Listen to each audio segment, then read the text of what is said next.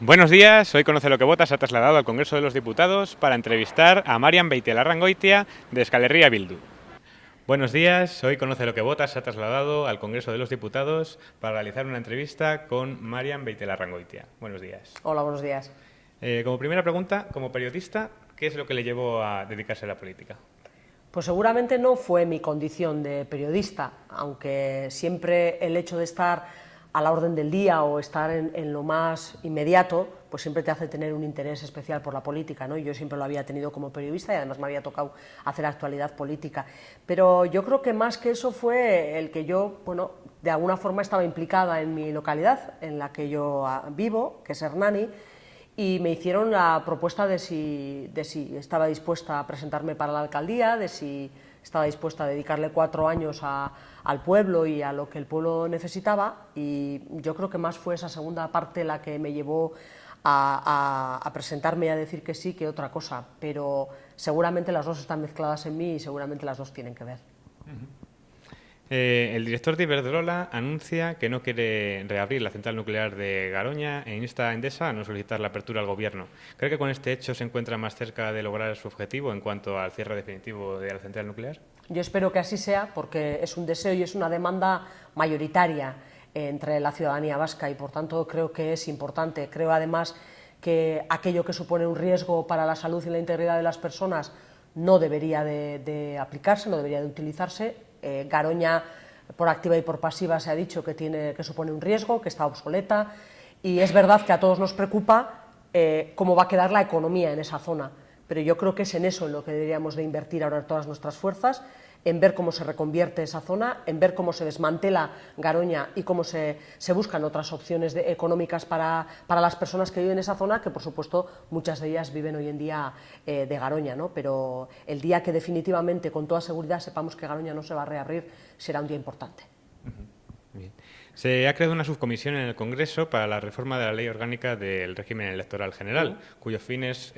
mejorar la proporcionalidad. ¿Qué mejoras cree que debería tener nuestro sistema electoral?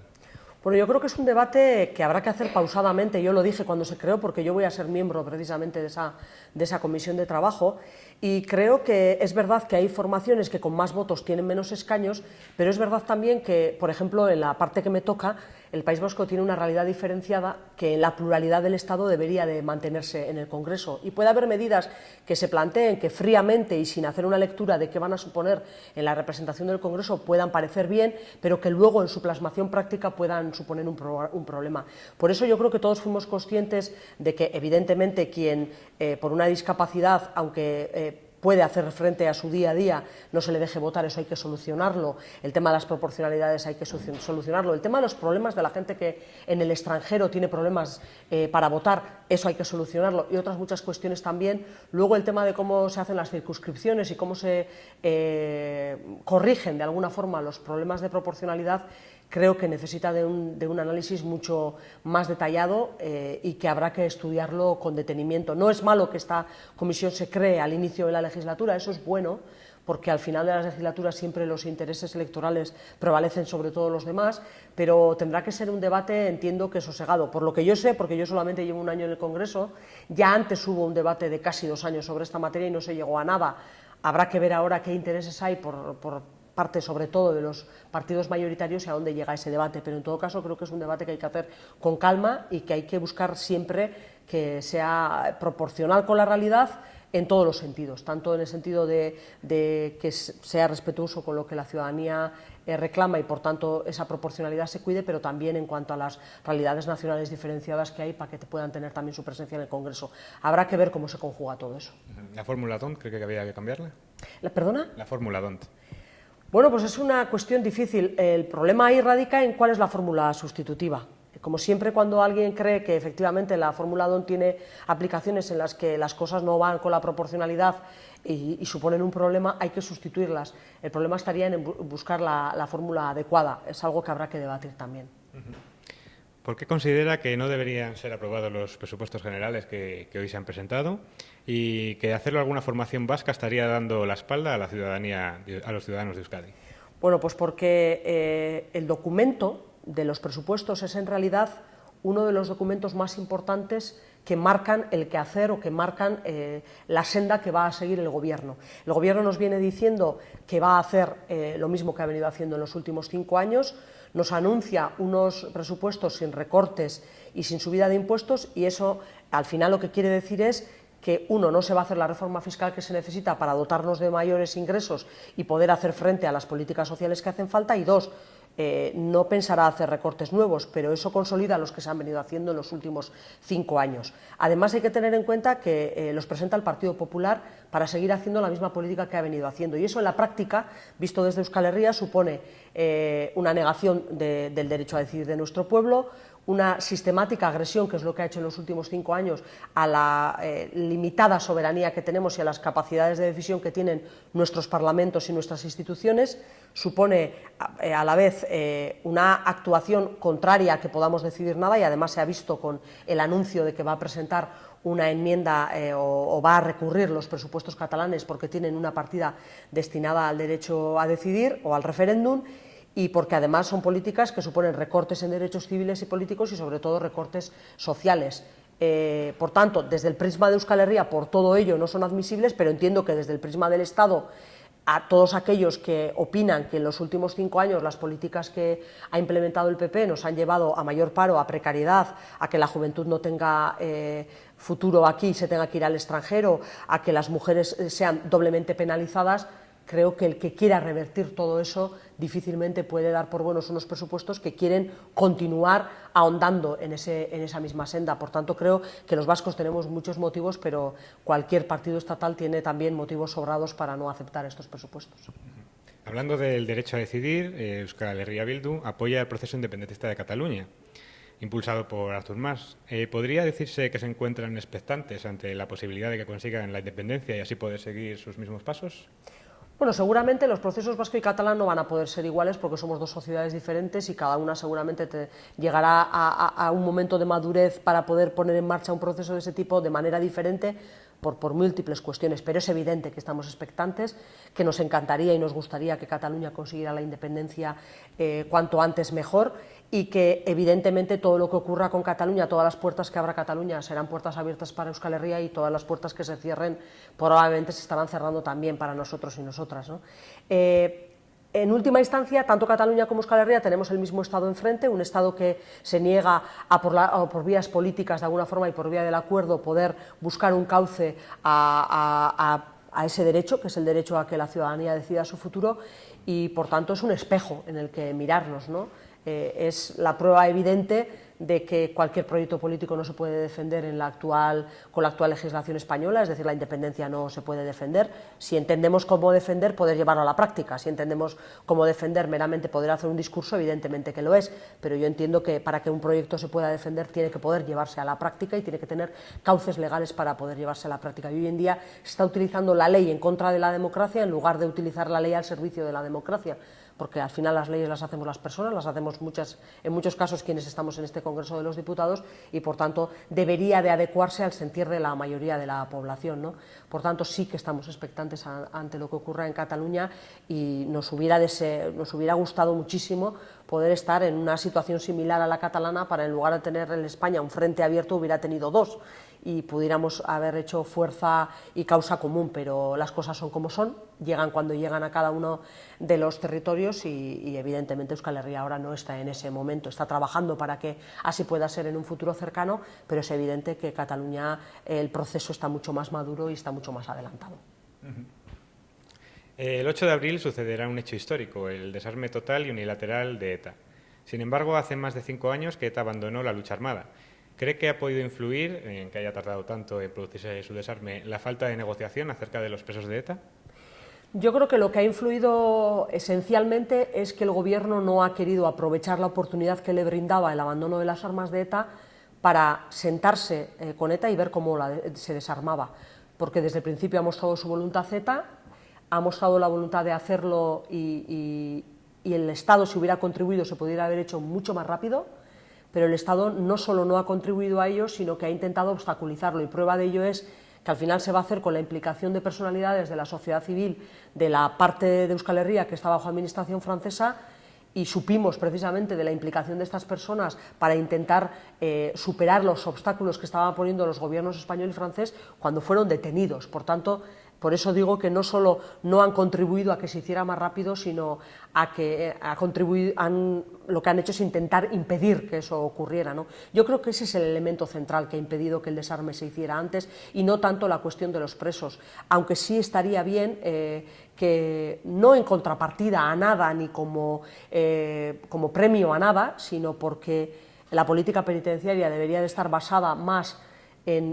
sobre todo en tres principios claros, dos esenciales y un tercero que también creo que es importante. Uno es la legalidad, el otro es los derechos humanos, y hoy en día estos dos principios se siguen vulnerando, y el tercero es que la demanda de la sociedad vasca es prácticamente unánime o al menos muy amplia, y debería de tenerse en cuenta que llegados a este momento también en esa materia hay que avanzar, pero yo no creo que el desarme se haya atrasado por eso,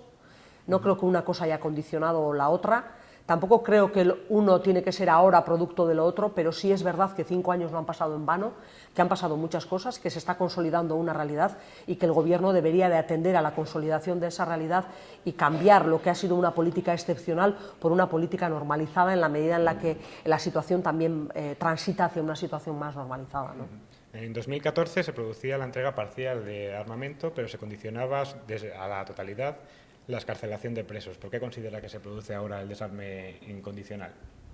Porque cuando se decide hace 6 años, por parte primero de la izquierda abertzale y posteriormente vino el anuncio de ETA, que este iba a ser un proceso unilateral, visto que el Gobierno no tenía intención de sentarse en una mesa y hablar de lo que hubiera que hablar, ya se había establecido que tendrían que ser 2 mesas paralelas, una política en la que se hablara de cuestiones políticas y otra entre ETA y el Gobierno que tan solo hablara de aquello que tiene que ver con ETA y que son tanto el desarme como los presos y sus propios militantes. Visto que el Gobierno se cerraba en banda a poder hacer un diálogo de esas dimensiones, se decidió que esto iba a ser unilateral y, por tanto, en ese proceso unilateral se han ido dando pasos, se han dado muchos pasos. Yo no diría que en el 2014 se condicionó una cosa a la otra, pero es verdad que ambas cuestiones han estado encima de la mesa, siguen estándolo, seguirá estando el tema de los presos encima de la mesa después de que se produzca el desarme definitivo, y en ese proceso unilateral, incluso antes del 2014, los propios presos también tomaron decisiones, ahora mismo están haciendo otro debate y decidirán de qué manera y cómo van a contribuir al momento que vivimos y hasta qué punto eso va a suponer aceptar cuestiones que hasta ahora no aceptaban.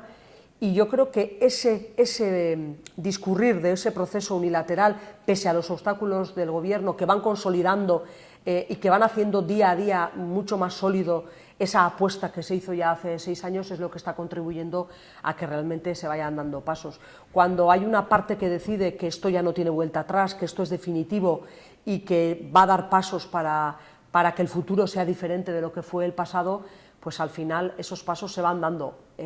Lamentablemente, con los obstáculos del Gobierno, que sí de alguna forma aplaude que Colombia se siente y llegue a acuerdos, pero que no tiene la talla política para sentarse y llegar a acuerdos que no supondrían dar un premio a nadie por dejar lo que ha hecho, sino que supondrían buscar un escenario de futuro en el que absolutamente toda la sociedad, la vasca y la española,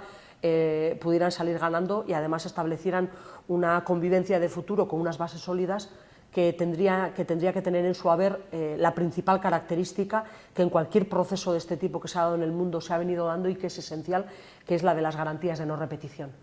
Y yo entiendo que todos los agentes deberían de contribuir a ello, el Gobierno no ha querido, cada vez hay más agentes que contribuyen. El hecho cierto es que el 8 de abril, si se va a producir ese hecho insólito, es por la implicación de la sociedad civil, pero también por la implicación de las instituciones vascas, y está por ver hasta qué punto se van a implicar seguramente las autoridades francesas sí, las españolas parece que están más expectantes y no queriendo participar, pero las francesas que parece que van a participar más, y cada vez hay más agentes que ante la evidencia de los hechos están participando, y yo espero que esa realidad que vamos construyendo y la implicación de unos y otros, todos tenemos todavía muchas cosas que hacer y muchos pasos que dar, realmente vayamos siendo capaces de llegar a ese escenario futuro en el menor tiempo posible y estas cosas no se alarguen indebidamente en el tiempo, ¿no? ¿Considera que tras el desarme ETA debería disolverse? Pues eso es una cosa que yo le dije al señor Mariano Rajoy hace no mucho en sede parlamentaria,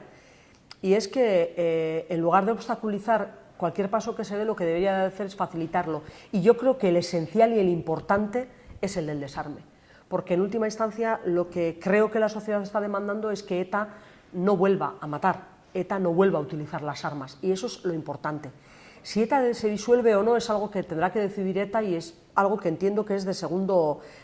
nivel, y me voy a referir a un caso cercano, bastante similar en las características que ha tenido el conflicto vasco, y es el conflicto de Irlanda del Norte. El IRA hoy en día no se ha disuelto. El IRA auténtico se disolvió en 2006. Pero el IRA no se ha disuelto, que es el que participó de la lucha armada durante muchos años y es el que decidió abandonarla y es el que negoció. Y creo que nadie en la sociedad británica ni irlandesa tiene dudas de que el IRA no va a volver a utilizar las armas, porque su decisión de dejarlas era firme y era para siempre. Yo creo que ETA ha demostrado que también su abandono de las armas es firme y para siempre, y si la disolución llega, pues llegará, y seguramente quizás lo decida, quizás no lo sé. He leído últimamente en la prensa que ahora va a afrontar ese debate ETA, que va a hablar de la disolución. Bueno, pues esperaremos a ver qué da de sí ese debate, pero creo que, como tú bien has dicho, el 8 de abril es histórico, y si es histórico es porque el desarme es lo verdaderamente importante y porque es la verdadera garantía de que no va a volver a las armas, además de lo que ya ha venido demostrando estos 5 años. Y voy a decir más, la propia izquierda abertzale lo ha dicho desde que decidió apostar únicamente por vías civiles y políticas. El principal garante de que eso no va a volver a ocurrir, de que no vamos a volver al pasado, es la propia izquierda abertzale, y es todo aquel que está caminando porque eso quede atrás, porque ese ciclo se cierre con garantías y porque construyamos esa convivencia sólida que antes decía. Y en la medida en la que demos más pasos en ese ámbito, en todos los ámbitos, pero en ese recorrido, tendremos todos sobradas garantías de que esto no va a ocurrir, y además, si alguien tuviera la tentación de hacerlo, ahí estaremos todos para decir que no tiene cabida, y para ser, insisto, los garantes de que esos tiempos no vuelven. ¿Qué papel o qué importancia cree que haya tenido ETA en ese ciclo anterior al abandono de la lucha armada? Hombre, evidentemente, desde el punto en que ha sido una organización que ha practicado la lucha armada, ha condicionado mucho el día a día social y político de Euskal Herria y del Estado español también. Por tanto, es un elemento que ha tenido mucho que ver en cómo han ocurrido las cosas. No ha sido el único, pero evidentemente ha tenido mucho que ver, y además su utilización de la violencia especialmente, ¿no?, por todo lo que ha supuesto y por todo lo que ha generado, ¿no? Es verdad que en Euskal Herria hay muchos sufrimientos, pero un sufrimiento importante es el generado por ETA, eso es una evidencia. Y eso está ahí, y es algo sobre lo que, en la medida en la que ese periodo vaya quedando atrás y vaya cerrándose debidamente, habrá que afrontar, y esto es una tarea de años, una tarea importante, una tarea que deberíamos de hacer, entiendo yo, con mucha altura de miras, con mucha generosidad y con mucha sinceridad, absolutamente todos los agentes que estamos en la vida política actual y en la vida social,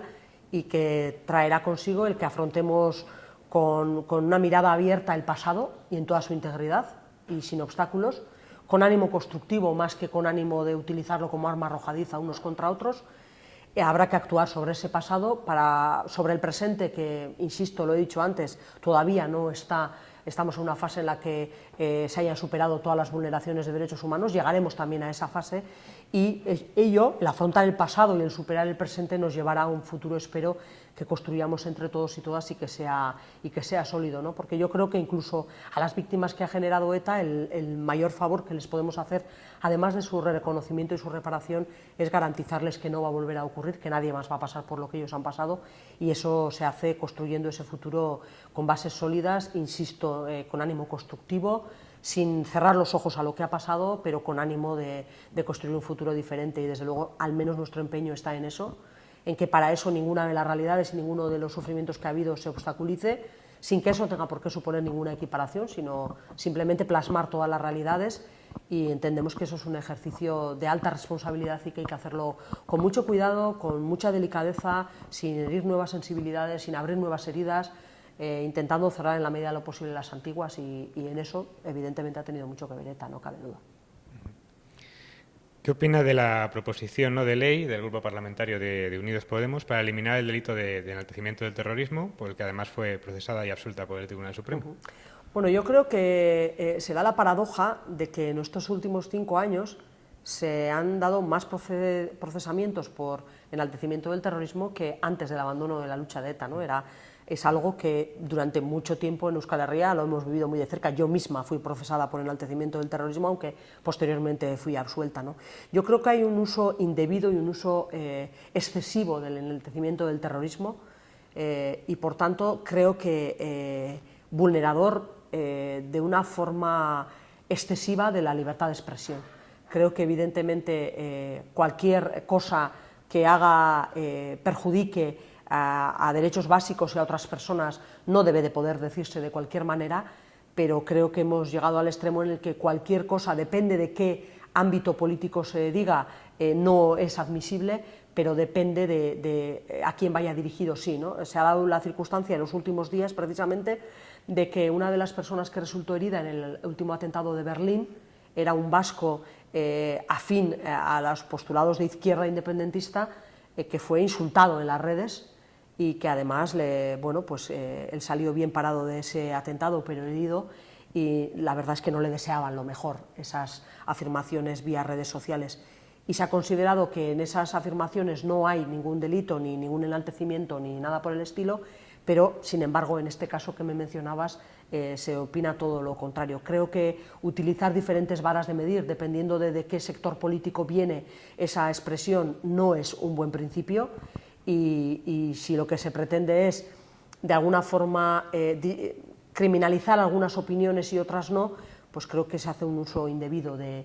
ese principio, ¿no? Y insisto, creo que la libertad de expresión tiene que prevalecer sobre todo, aunque evidentemente tiene que tener unos límites, pero creo que con el enaltecimiento del terrorismo, como está tipificado hoy en día, no se persigue precisamente lo que debería de preservarse, y lo que se hace es vulnerar derechos básicos, y creo que eso ocurre con el enaltecimiento del terrorismo y ocurre con muchas de las leyes excepcionales que se han ido aprobando en los últimos años. La ley Mordaza es otra de ellas, y que deberían de derogarse y de sustituirse por una legislación ordinaria que preserve nuestros derechos y nuestras libertades sin que eso nos permita hacer cualquier cosa, ¿no? Pero eso es lo que debería de garantizarse, y no creo que el enaltecimiento del terrorismo, como está hoy en día en la legislación, ayude en nada. Por tanto, me parecería bien que se derogue ese artículo y que las cosas se traigan a una situación bastante más normalizada. ¿Considera entonces que los límites que se han puesto al humor con las personas procesadas por tweets, por ejemplo, es excesivo? Creo que sí, creo que en absoluto se pone la libertad de expresión por delante. Creo que hay una intencionalidad de perseguir aquello que de alguna forma vaya contra el sistema, y yo creo que tener opiniones que puedan suponer un cambio del sistema actual no tiene por qué ser delictivo, tiene que tener cabida en el marco político, y serán las mayorías políticas y sociales las que en cada momento decidan si el sistema actual es el óptimo, el deseado y el defendido por la población, o hay que transitar a otro sistema. Y eso en sí, enlazo con lo que he dicho antes, supone que cualquier proyecto y cualquier idea no es defendible hoy en día en la legislación española, y eso de entrada me parece que es algo a combatir. Todas las ideas por vías civiles y políticas deberían de ser posibles de defender, y tendríamos que buscar garantizar eso, y eso hoy en día no ocurre en el Estado español, que, por cierto, tiene un código penal menos garantista que el del franquismo, a consecuencia de las diferentes reformas que se han venido haciendo a lo largo de los años, y eso creo que es algo que debería de hacer o que dar que pensar a quienes tienen algo que ver con cómo se está dando la evolución y las reformas de las diferentes leyes. Vale, y como última pregunta, ya nos comentaba antes acerca del sufrimiento que había generado ETA. ¿Condena los asesinatos de ETA? Yo siempre he dicho que lo que hay que hacer es superar lo que se ha vivido, y esa palabra o ese término se le ha pedido muchas veces a la izquierda independentista y no lo ha utilizado y no lo va a hacer, pero no porque no reconoce lo que ETA ha supuesto y lo que ETA ha hecho, sino porque quizás si miramos a lo que ha venido ocurriendo en los últimos años, y teniendo en la mirada no solo a las víctimas de ETA, sino a otras muchas víctimas que ha habido, y voy a poner ejemplos, las víctimas del franquismo, las víctimas del GAL, otras muchas víctimas, a todas ellas el hecho de que haya formaciones políticas que digan que condenan todas las violencias no les ha supuesto ninguna reparación, no les ha supuesto ningún reconocimiento, no les ha supuesto ningún avance en su situación. Por tanto, creo que lo que necesita y demandan todas esas víctimas, también las de ETA, es que se les reconozca, es que se les repare, es que se tenga en cuenta lo que han sufrido y es que se les dé garantías de no repetición. Esa es la forma de conseguir una convivencia sólida de futuro. Pedirle la condena a la izquierda abertzale solamente responde a un interés por cerrar el ciclo anterior con vencedores y vencidos, y nosotros apostamos porque toda la sociedad sea vencedora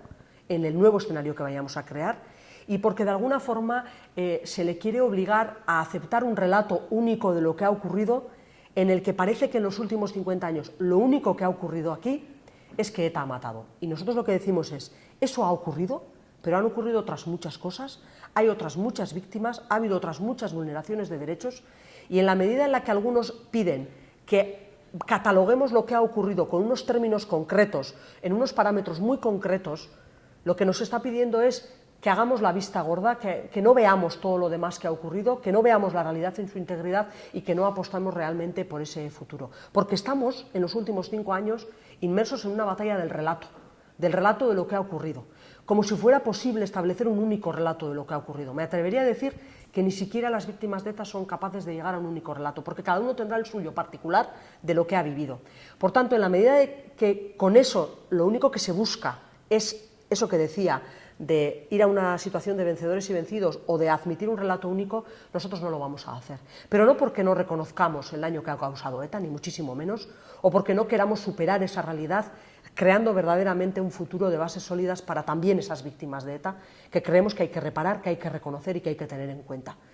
No tenemos ninguna duda de que eso es así y de que eso hay que hacerlo así. Pero pasar por hacer eso exactamente en los términos que se nos pide, cuando no somos lo mismo que las personas que nos lo piden,